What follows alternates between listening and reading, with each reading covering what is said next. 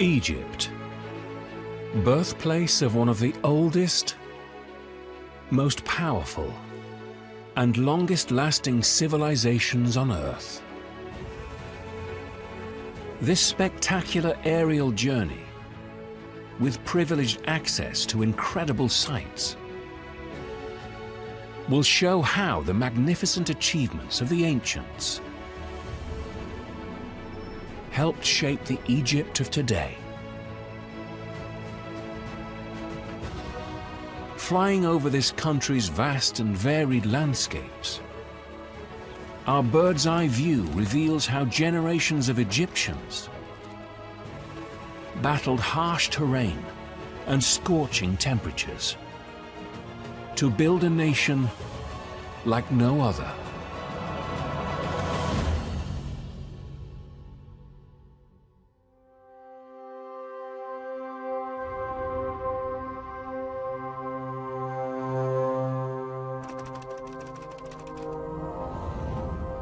Egypt, covering nearly 400,000 square miles and home to almost 100 million people. It's the biggest and most populous country in the Arab world.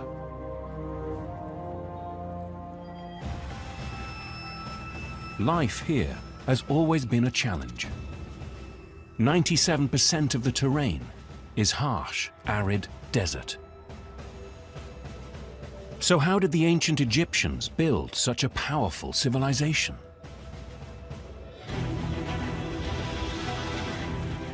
A bird's-eye view of the country reveals the answer. The mighty River Nile.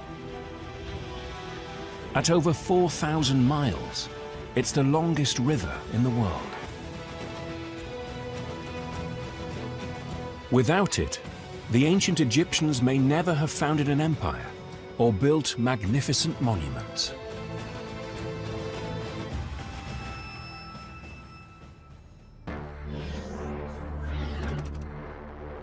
The most iconic of these ancient wonders lies 8 miles from the center of Egypt's capital, Cairo. From the air, the scale of the engineering is incredible.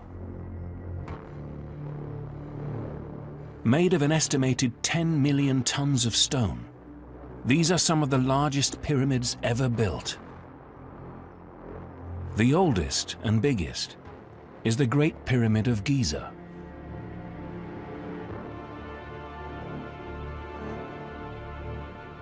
Completed over 4,500 years ago, it's formed from more than 2 million sandstone blocks.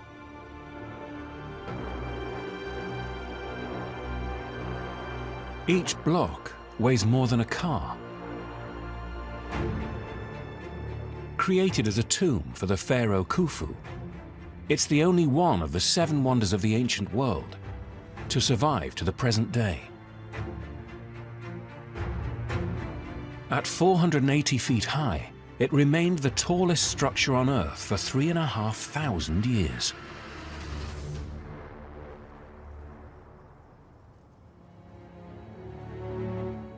The pyramids of Giza fascinate American archaeologist Mark Lehner so much, he's dedicated 4 decades of his career to unlocking their secrets.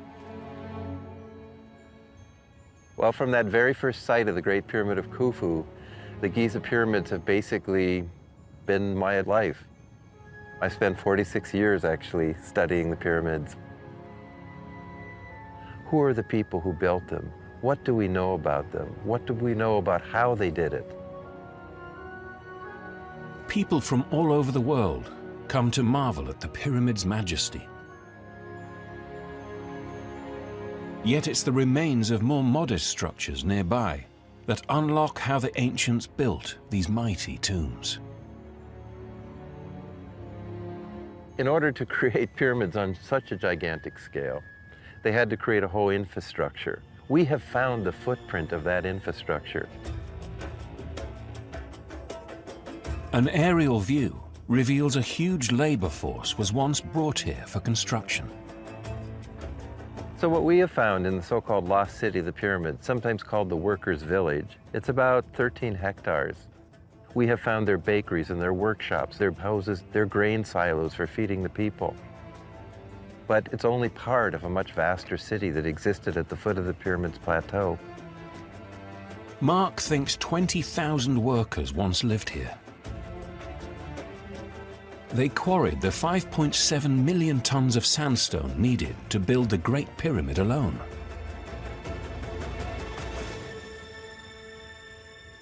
From the air, the view of the neighboring Pyramid of Khafre reveals there is another enigma to solve.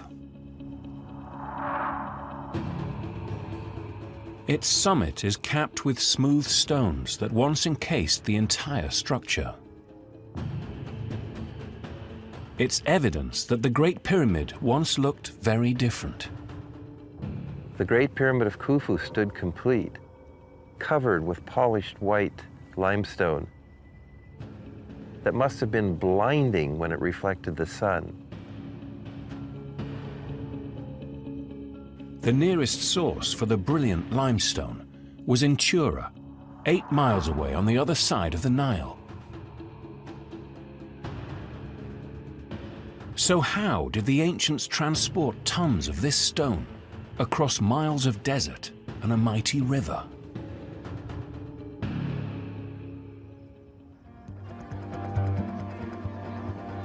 Mark believes the sloping ground in front of this temple unlocks the mystery. It's a basin, the remains of a huge harbor and canal complex filled by floodwater that the ancients used to ferry stone to the construction site. We have evidence that the pyramid builders used the 7-meter rise annually of the Nile flood as a huge hydraulic lift to bring blocks as high as they could and as close as they could to the pyramid plateau. It's almost what you don't see here that is even more impressive than the pyramids themselves.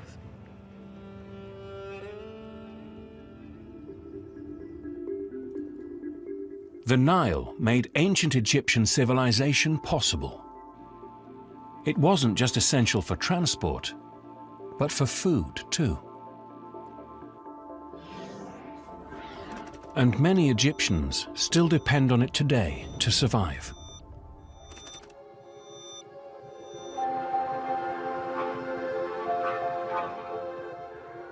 It's early morning on the island of Elephantine in southern Egypt.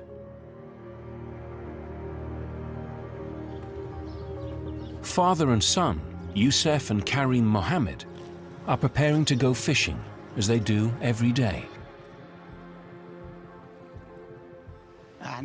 My family has lived on the Nile for more than 100 years. My father was a fisherman, and my father's father was a fisherman. He taught him, and then my father taught me. Now I'm teaching my son Karim like my father taught me.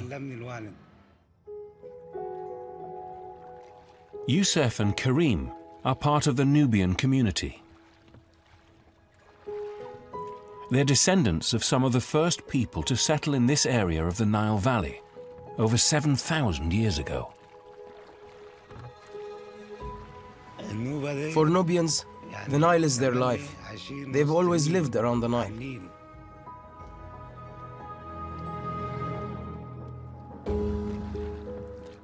Flooding caused by the building of a dam further south at Aswan displaced many Nubians from their land. So for Youssef, it's important to pass the old traditions on to his son, like how to catch fish the Nubian way.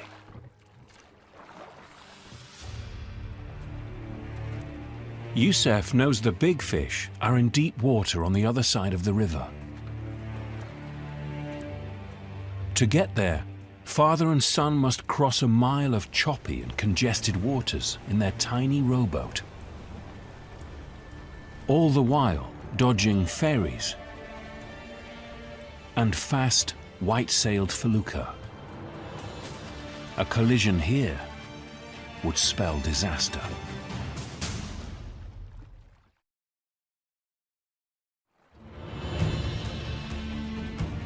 Nubian fisherman Youssef and his 6-year-old son Karim must cross one of the most congested points on the Nile.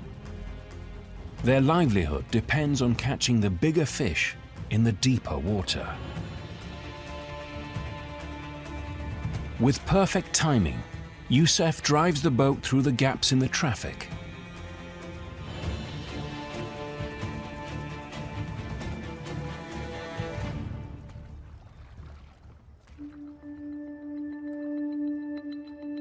Safely on the other side, 6-year-old Karim must keep the rowboat steady against the strong current.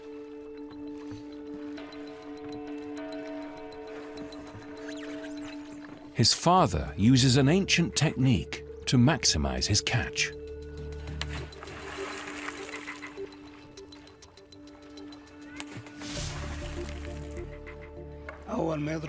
When you hit the water once or twice, the fish swim deeper and flee into the net. Fish don't like sound.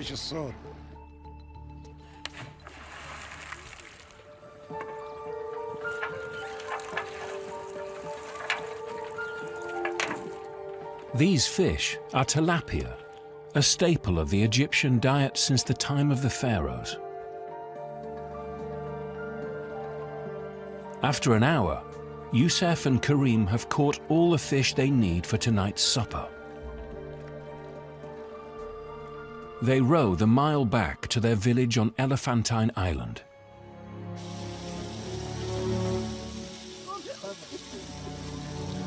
Cooks dust the fish with flour and fry them as part of a traditional Nubian recipe. The Nile means everything because it's where I fish. It makes life possible. The Nile is my whole life.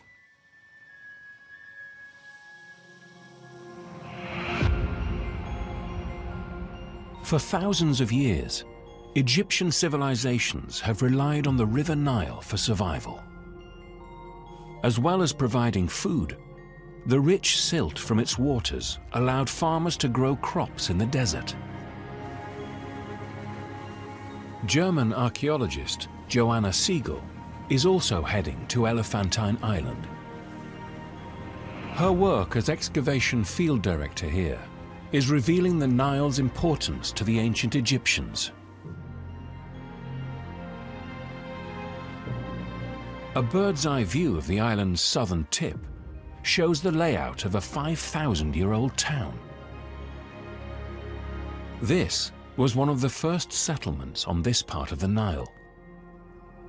The Nile represented a life source for ancient Egyptians. It was one of the most important things in their life. They got food and water, fertile soil, trade connections. They got everything from the Nile. Before dams controlled the river's height, monsoon rains over Ethiopia to the south of Egypt caused annual floods.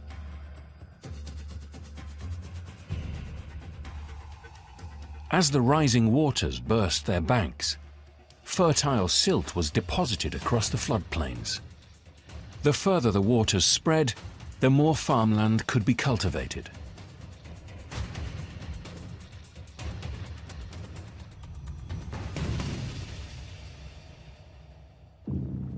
The ancient Egyptians developed a system to forecast the perfect flood. The instrument they invented became known as a Nilometer. The chiseled markings on this passageway gauged the height of the flood and foretold if crops would flourish or fail.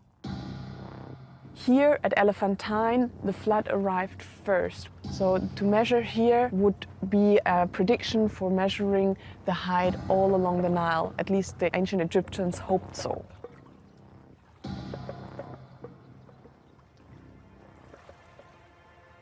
When the Nilometer recorded the optimal water level, the fields would be covered with enough silt to produce a bountiful harvest.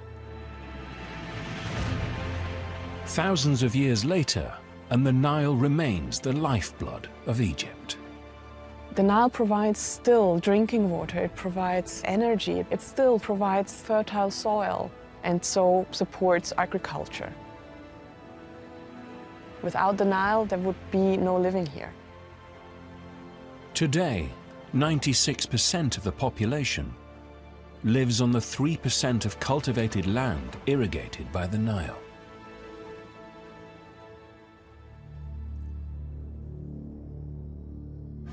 Away from these areas, the landscape is very different. Almost 375,000 square miles of Egypt is inhospitable desert.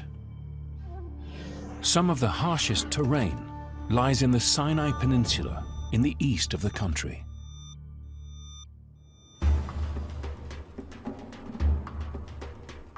Rainfall in this part of Egypt can be as little as 1 inch a year. From the air, it's clear the region's dry, rocky soil makes intensive agriculture almost impossible. Yet there's a group of people who have made the Sinai their home for millennia. Qudra Eid Murazid has lived in this remote village her entire life.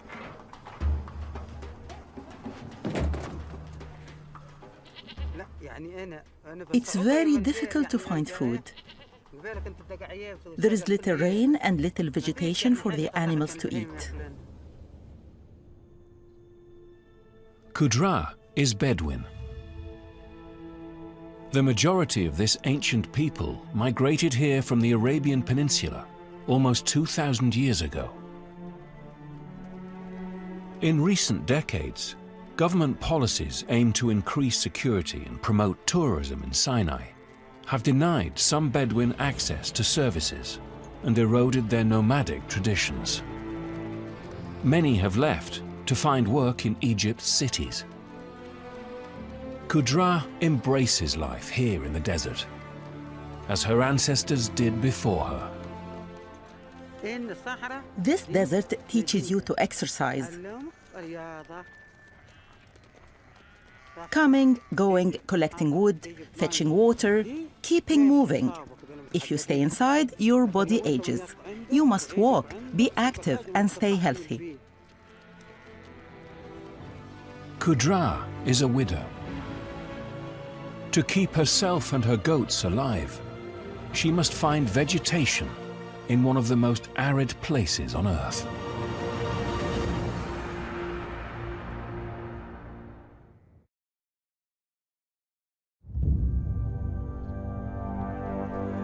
High up on Egypt's arid Sinai Peninsula, Bedouin shepherdess Qudra Eid Murazid is taking her goats deep into the desert on a quest for grass.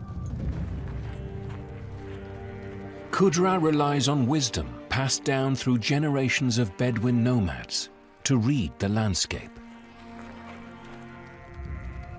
A bird's-eye view reveals gullies snaking across the mountainous terrain. Qudra knows scarce rainwater channeled just beneath the surface is enough to sustain plant life. There is a lot of grazing here. If they are happy, I'm happy. While the goats eat, Qudra exploits another of the desert's scant resources. This desert plant is called agram. You pick it, crush it, and add water. You can wash your hands and clothes with it. It's soap, a nice smelling soap. It's enough grazing for today. Tomorrow, Qudra will have to find other plants. I do this work every day. I've been here since the day I got married. I've never lived anywhere else. The desert is my life. The Bedouin have made the desert their home.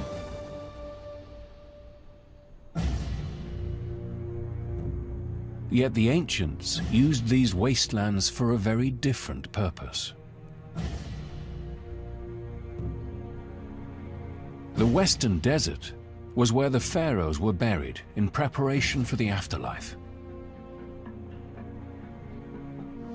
Royal tombs, like the Step Pyramid of Djoser, built up to 4,700 years ago, would be filled with priceless treasures.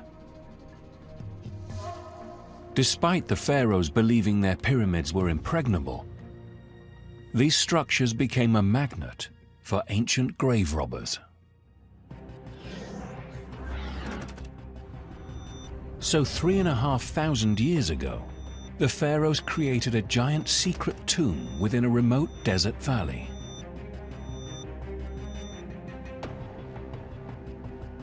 From the 16th century BCE, at least 63 royal tombs were built here over a period of 500 years.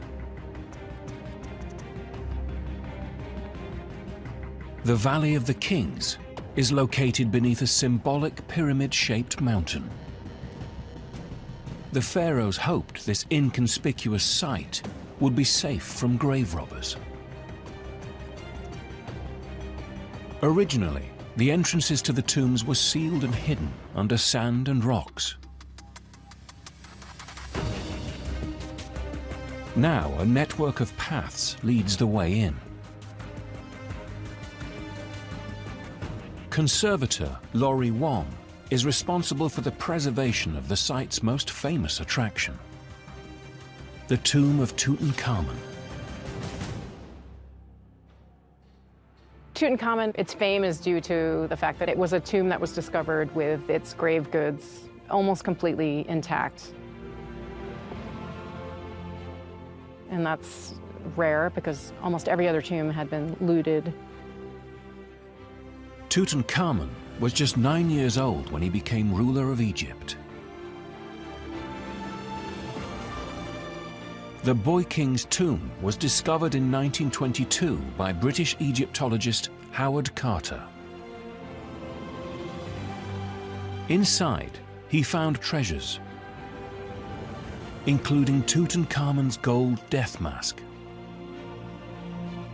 his gold and silver throne encrusted with precious stones,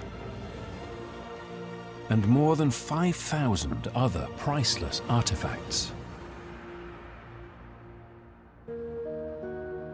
1.5 million people a year come to the Valley of the Kings. Now the huge volume of visitors is taking its toll. Visitors have dust on their clothing, on their shoes, and they come into the tomb and that dust can actually cement itself onto the painting, making it very difficult to remove in a safe manner. Laurie's team has installed a ventilation system to help reduce dust levels inside the tomb. The cleaner air will ensure the preservation of the Boy King's resting place for generations to come.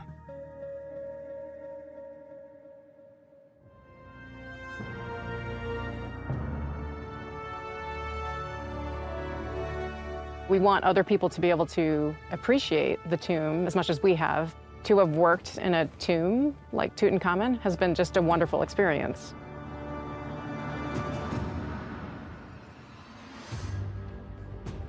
Egypt's mighty pharaohs left their mark throughout the country. Yet not all monuments visible from the air are shrines to past rulers. These are towers for domesticated pigeons. The birds have been farmed in Egypt for thousands of years. Ancient sources suggest they were consumed on important feast days. Today, pigeons are not only bred to eat, they're bred to compete.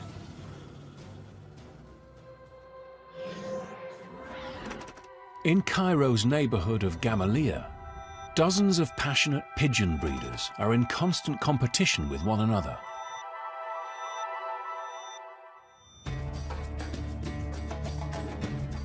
Visible from the air, precarious wooden structures like this rise high above the rooftops. These are called rheas, and they're the inner city's answer to pigeon towers. Some are large enough to house over 300 birds.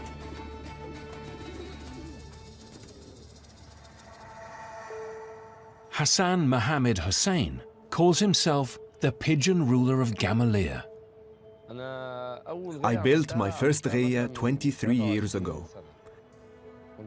I built a small one, 9 foot by 9 foot, out of straw on the roof. It was a long process. I made the gheya higher and bigger until I built the one I have now. Hassan is one of 2 million pigeon fanciers in Egypt. In competitions, breeders take their best birds to a central location and release them together.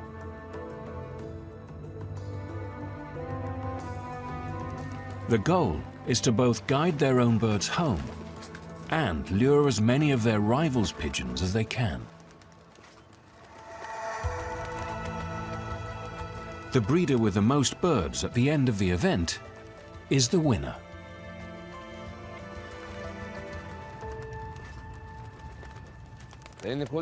Every competition is different, like a football match. Catching pigeons is the equivalent of scoring goals.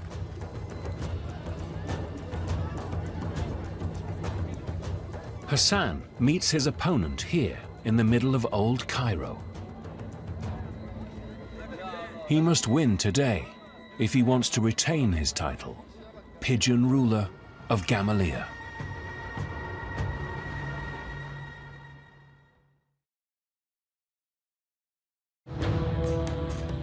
In the historic heart of Cairo, Hassan Mohammed Hussein is taking on rival Kuto Adam in a pigeon race across the capital.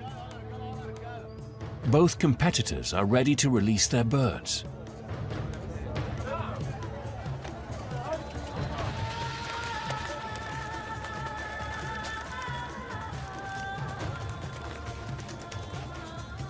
"40 pigeons climb high above Cairo. In just a few minutes, they'll be within range of their coops. Both competitors must try and guide home all their pigeons, and as many of their rivals as possible. Whoever captures the most birds wins. Soon after arriving back at his tower, Hassan spots the pigeons. I'm going to call them in and raise a flag to see which are the competitors' pigeons. Hassan waves and whistles to entice them to his coop.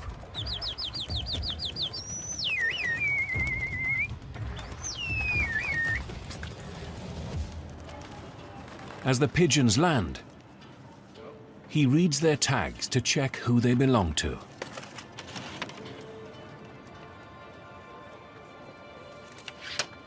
All Hassan's pigeons have returned home. His competitor, Kuto Adam, hasn't lured any away. I think that black one is one of Kuto's birds. But Hassan has. With another victory to his name, Hassan retains his title until the next contest. I'm so happy. I'm so pleased that I won.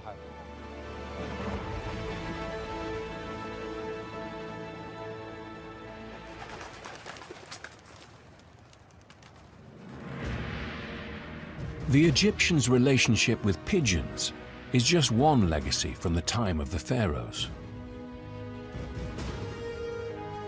The ancient rulers' vast monuments stand testament to their immense power. These were no ordinary kings. They proclaimed themselves gods.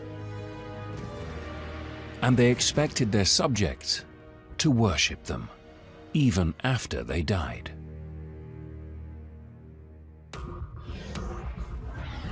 Nowhere is this more visible than on the west bank of the Nile, across the river from Luxor. Over 2,000 years, Pharaohs built mortuary temples here to commemorate their reigns and as centers for their eternal veneration. Their true scale only becomes evident from the air.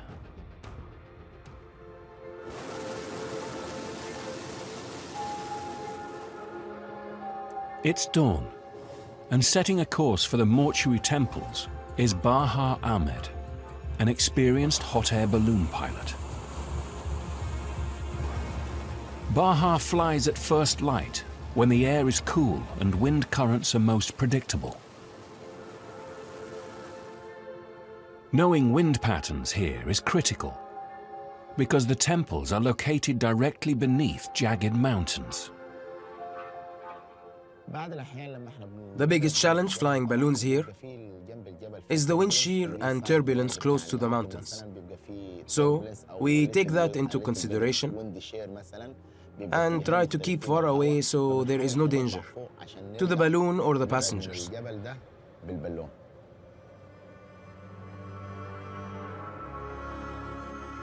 As Baha tracks a course away from the mountains, he guides his balloon towards Egypt's most famous mortuary structure. The Temple of Hatshepsut is carved into the side of a mountain. It was built by one of Egypt's very few female pharaohs. To gain acceptance as ruler, she ordered her temple to be bigger and grander than those of all the male pharaohs before her.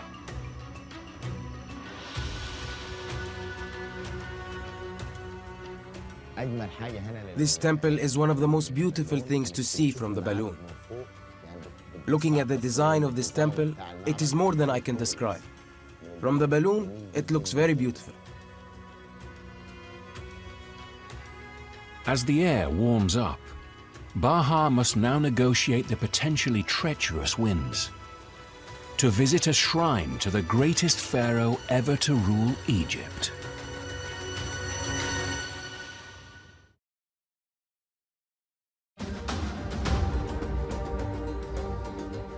Above the west bank of Luxor, Baha Ahmed's balloon approaches a 50,000 square foot temple complex dedicated to Egypt's greatest pharaoh.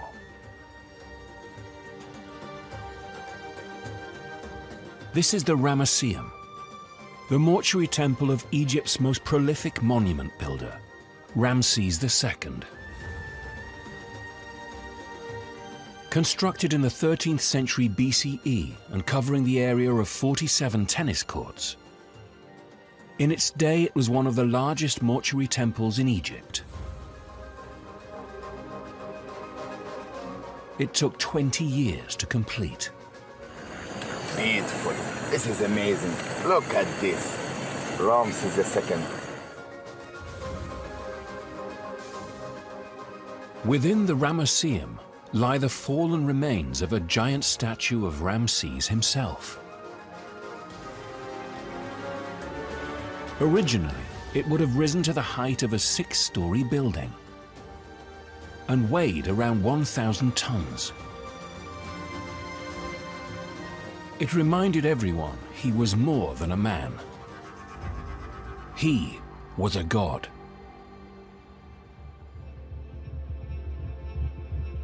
As the desert monuments give way to lush farmland below, it's time for Baha to find a field to touch down. When the balloon goes up, you don't know where you are going to land. And it's a challenge to land somewhere safe for the passengers. Flying balloons, every day is a new day.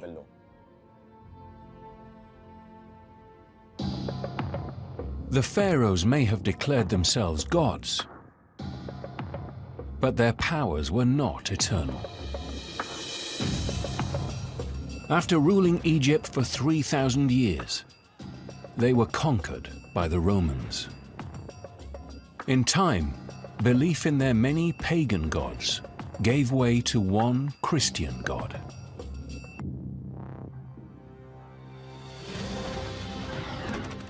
Almost 10 million Christians live in Egypt today. One of their most important sites is Mount Sinai.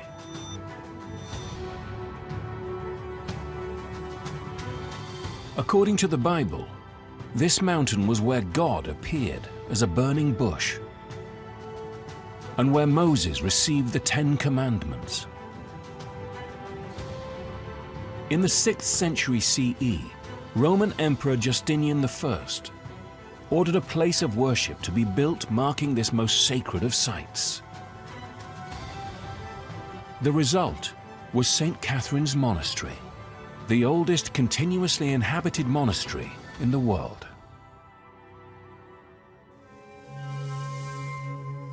Resident monk Father Makarios left his home in Denver, Colorado, to live and work here. Historically, there are very few places in the world today that reflect the life of the empire which created this monastery. Nowhere else in the world can anybody find or see an institution like this. The centerpiece of St. Catherine's Monastery is the Great Basilica. This is where daily prayers have been held for 1,500 years. Today, Father Makarios must make sure that everything is ready for the morning service.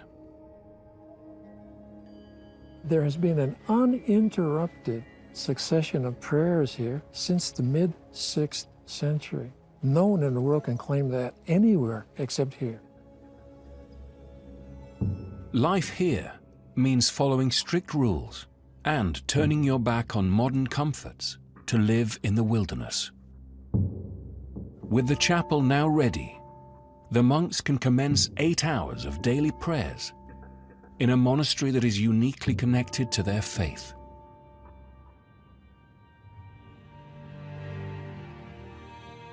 Moses came here, God himself came, to be able to be here and looking at one face of this mountain from here. Say to yourself, this is really important. I need to be here for this.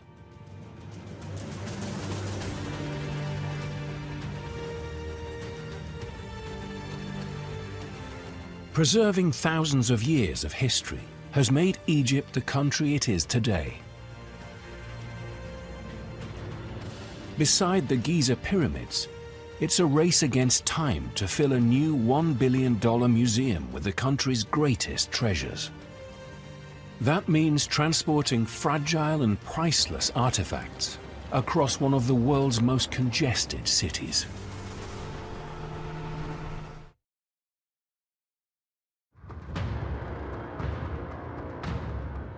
In Egypt's capital, Cairo, plans are underway to bring thousands of years of history under one roof.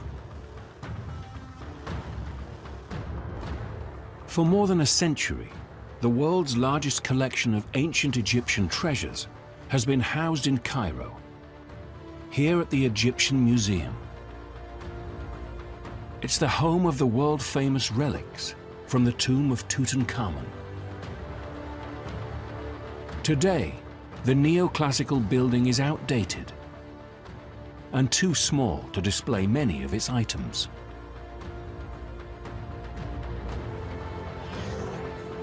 So engineers are building a brand new museum to accommodate 5 million tourists who visit each year.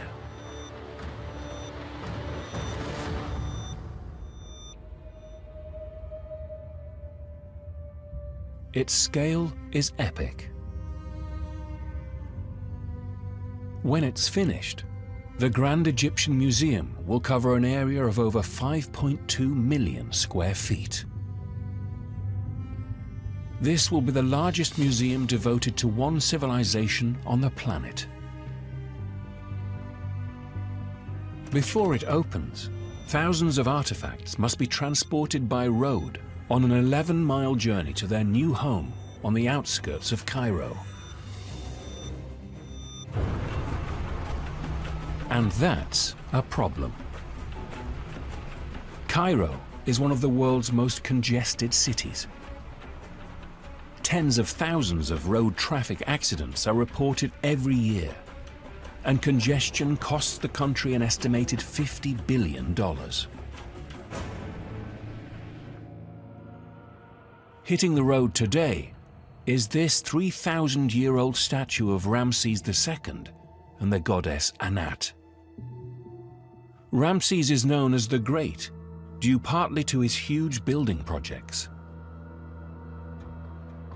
Director of Restoration and Transporting Antiquities, Asa Zidane, must ensure safe passage. It's impossible to put a value on this statue. For Egyptians, it means civilization, culture, heritage, and honor. Ancient Egyptian civilization is priceless. Asa's team painstakingly wraps the monument in a protective material before its journey.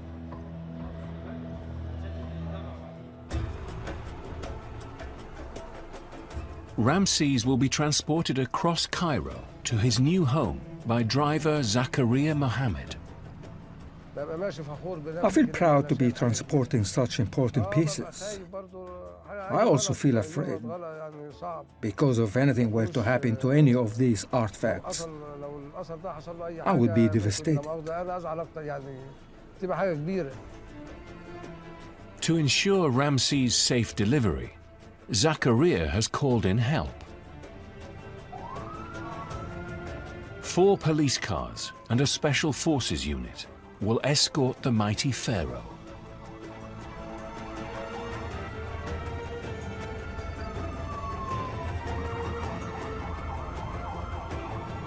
To prevent the statue toppling off his truck, Zakaria must try and maintain a constant speed of 12 miles per hour towards the Grand Egyptian Museum.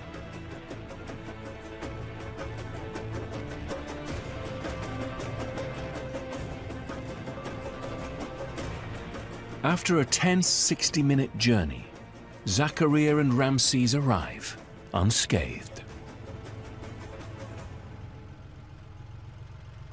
I always feel nervous while driving. I feel especially stressed carrying something of such value to Egyptians.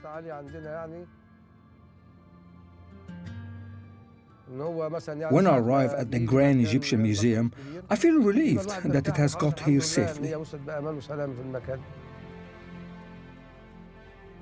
The statue will soon be unpacked and installed on the new museum's grand staircase.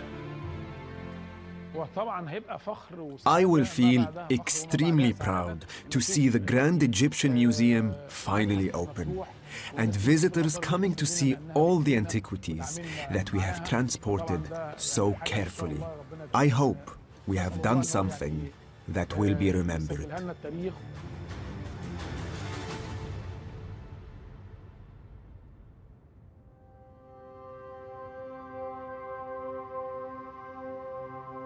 Flying over Egypt, our bird's-eye view reveals how this proud nation continues to embrace its unique past. From the air, it's clear how the ancients stamped their mark across this harsh and inhospitable landscape,